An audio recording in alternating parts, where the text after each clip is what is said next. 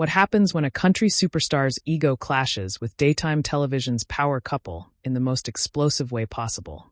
Today, we're diving into the shocking moment when Mark Consuelos and Kelly Ripa had enough of Blake Shelton's attitude and decided to kick him off their show. This wasn't just a disagreement. This was a full-blown confrontation that left everyone in the studio stunned. Make sure to subscribe and drop a comment below, because you won't believe how this all unfolded. The tension was thick in the studio as Blake Shelton settled into the guest chair across from Kelly Ripa and Mark Consuelos. What was supposed to be a light-hearted interview about his latest album quickly turned into something nobody saw coming.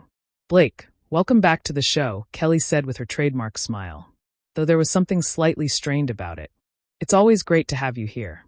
Blake leaned back in his chair, a cocky grin spreading across his face. "Well, I figured I'd grace you folks with my presence again. You know how ratings work around here." Mark raised an eyebrow at the comment, but kept his composure.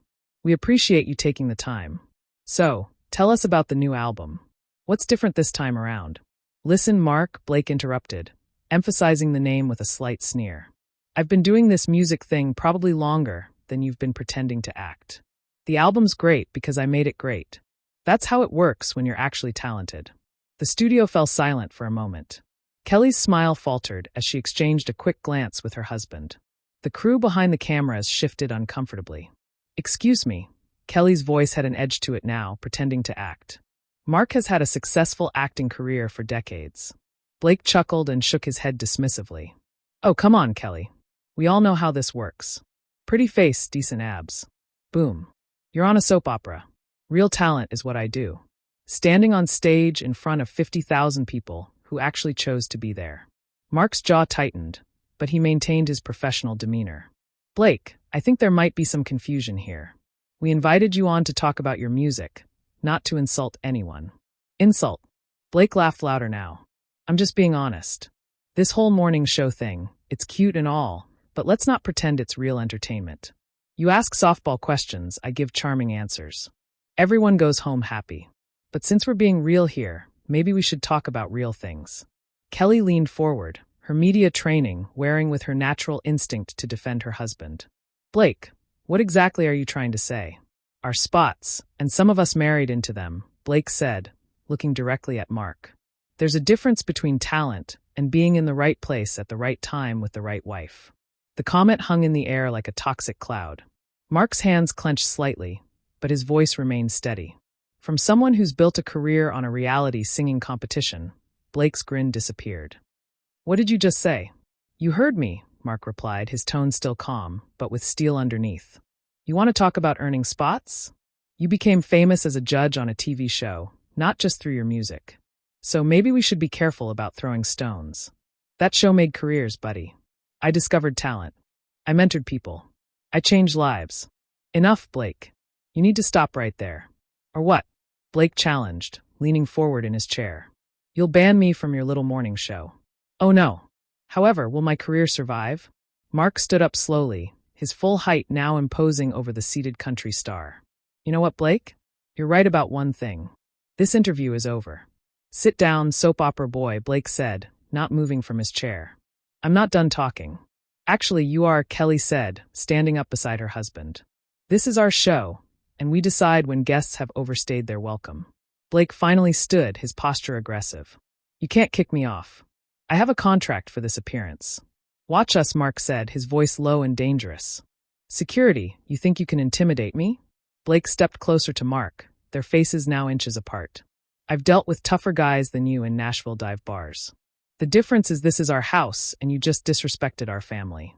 Two security guards appeared at the edge of the set, clearly unsure how to handle the situation between three celebrities.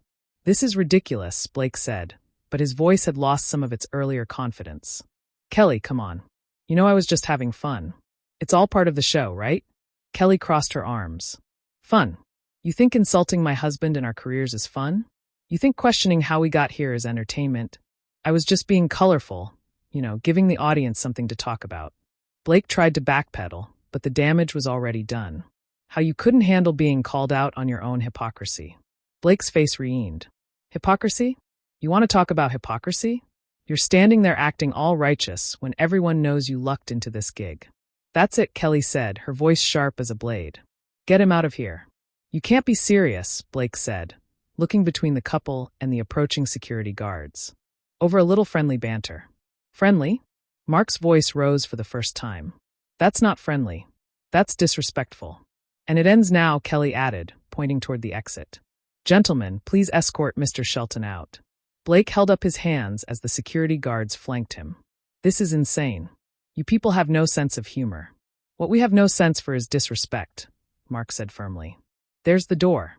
As the security guards stepped forward, Blake suddenly pulled away from them, his face now a mask of indignation and wounded pride. Don't you dare touch me, he snarled at the guards before turning back to face Mark and Kelly. You know what? Fine, I'll leave. But not because you're kicking me out. I'm leaving because I can't stand being around fake people who think they're better than everyone else. Kelly's eyes blazed. Fake. We're fake. You're the one who came on our show and immediately started attacking us for no reason. No reason. Blake's voice cracked with emotion. You want to know the reason? I'm tired of watching people like you get handed everything while real artists have to scrape and fight for every opportunity. Mark stepped between Blake and Kelly, his protective instincts kicking in. Real artists. You mean like the real artists you've crushed on your singing competition? How many dreams have you shattered while sitting in that big red chair? Those people weren't good enough. Blake shot back. I was honest with them just like I'm being honest with you right now. Honestly laughed bitterly. You call what you've been doing honest. You've been nothing but cruel and condescending since you sat down. Blake pointed an accusing finger at her because you live in a bubble. You have no idea what it's like in the real world. You wake up, you smile pretty for the camera. You ask your little questions, and you go home to your mansion. Meanwhile, real performers are out there grinding every single night. You think we don't work hard. Mark's voice was dangerously quiet. You think this job is easy. You think dealing with guests like you is a walk in the park? Compared to what I do, yeah, it's a joke, Blake replied, his arrogance returning full force. You read off teleprompters and look pretty. I create music that moves people's souls. The entire studio crew had stopped what they were doing to watch the unprecedented meltdown happening before their eyes. Cameras were still rolling, capturing every heated exchange. Music that moves people's souls. Kelly's voice dripped with sarcasm. Is that what you call those generic country songs about trucks and beer? Blake's face went white with rage. Generic lady. I've sold more albums than you could ever dream of. I've won more awards than you even know exist.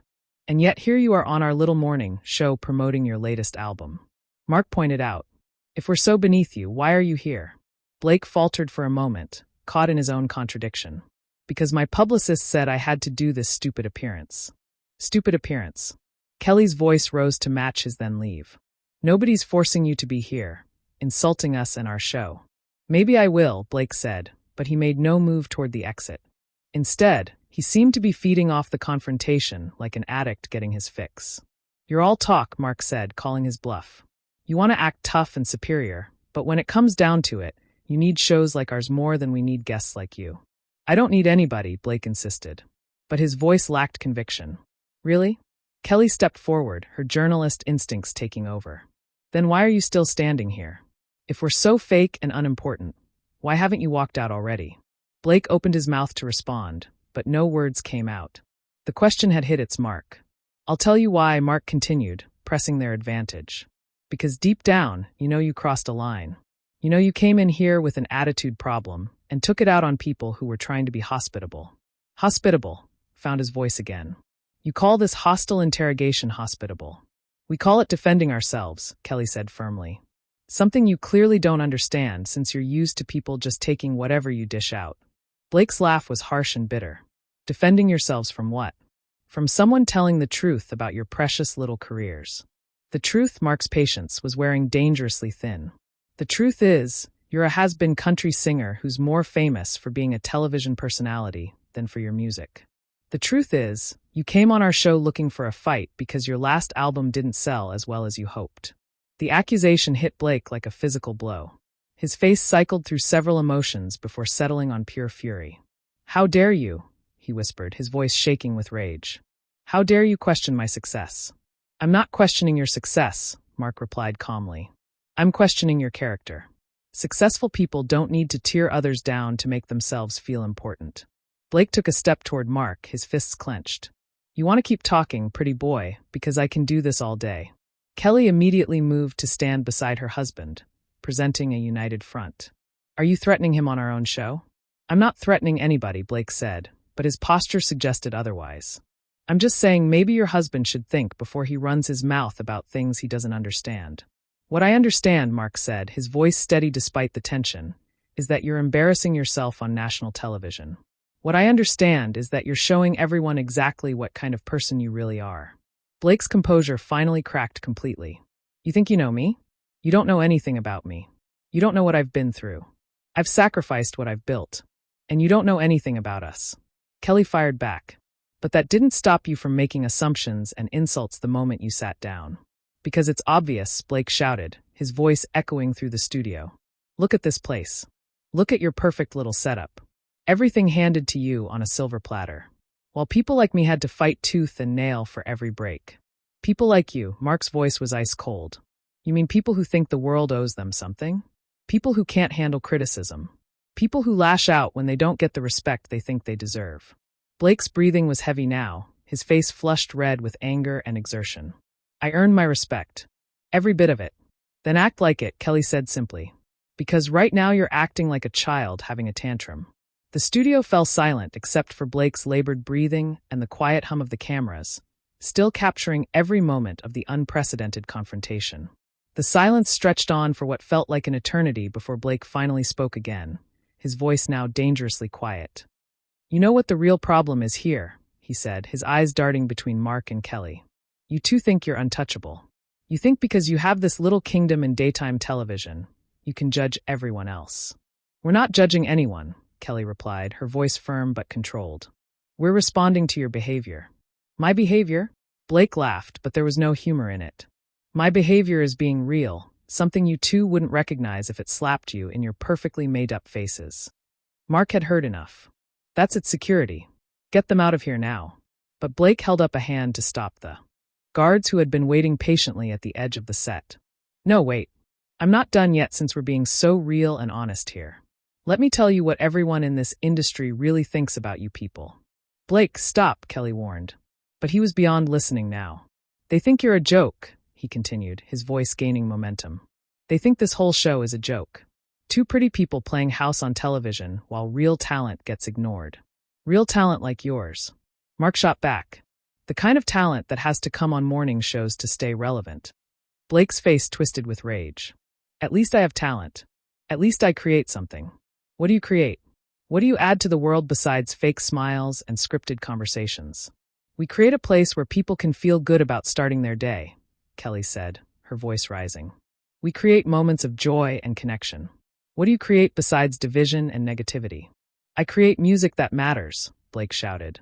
I tell stories that mean something to real people in real places, not these manufactured New York bubble people who think they're the center of the universe. Mark stepped closer, his own anger finally boiling over. You want to know what's manufactured? This whole act you're putting on right now? This fake outrage? This pretend righteousness?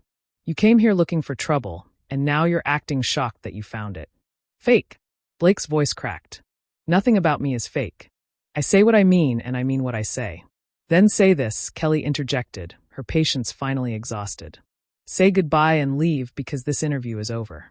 Your welcome here is over, and your career will be over if you keep acting like this on national television. Blake stared at her, his mouth opening and closing like a fish out of water. You can't threaten my career. I'm not threatening anything, Kelly said coldly. I'm stating a fact. You're destroying yourself right now, and we're not going to be part of it anymore. You think you have that kind of power? Blake's voice was desperate now, the bravado finally cracking. You think you can just decide someone's career is over?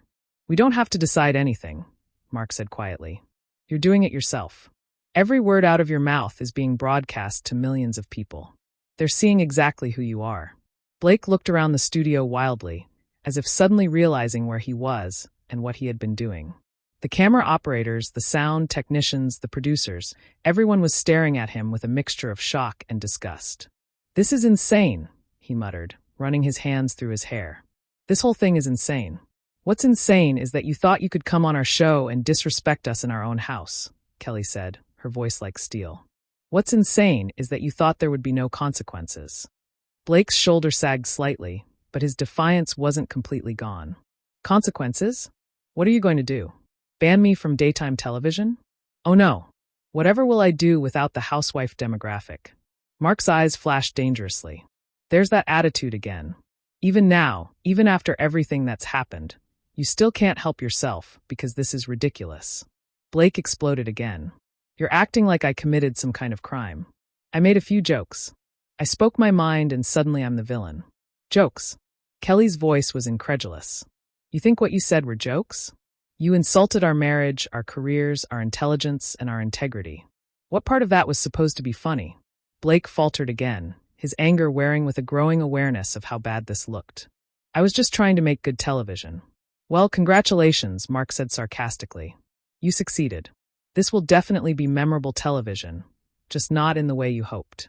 Look, maybe I got a little carried away, Blake said, his voice losing some of its edge as reality began to set in.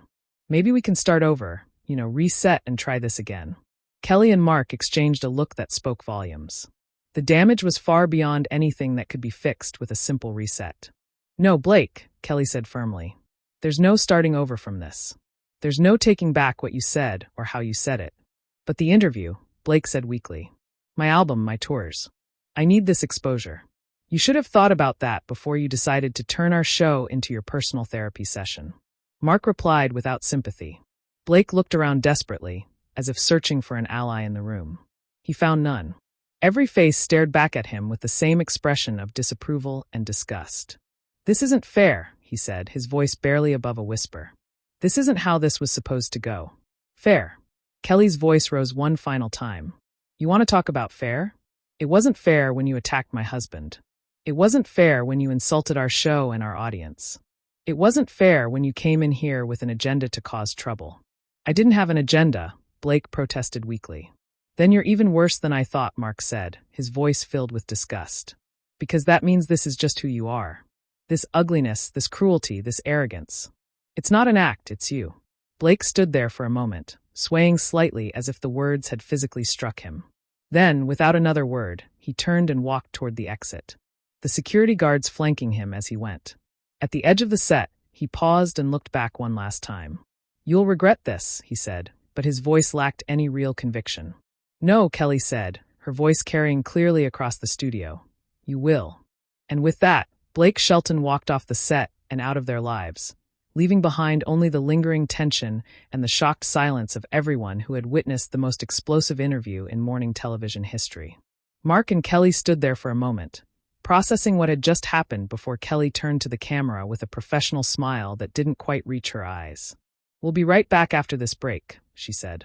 And the studio finally fell silent. What do you think about celebrities who let their egos get the better of them? Have you ever seen a guest completely lose it on live television like this? Subscribe for more incredible celebrity stories and drop a comment below with your thoughts on this unbelievable confrontation.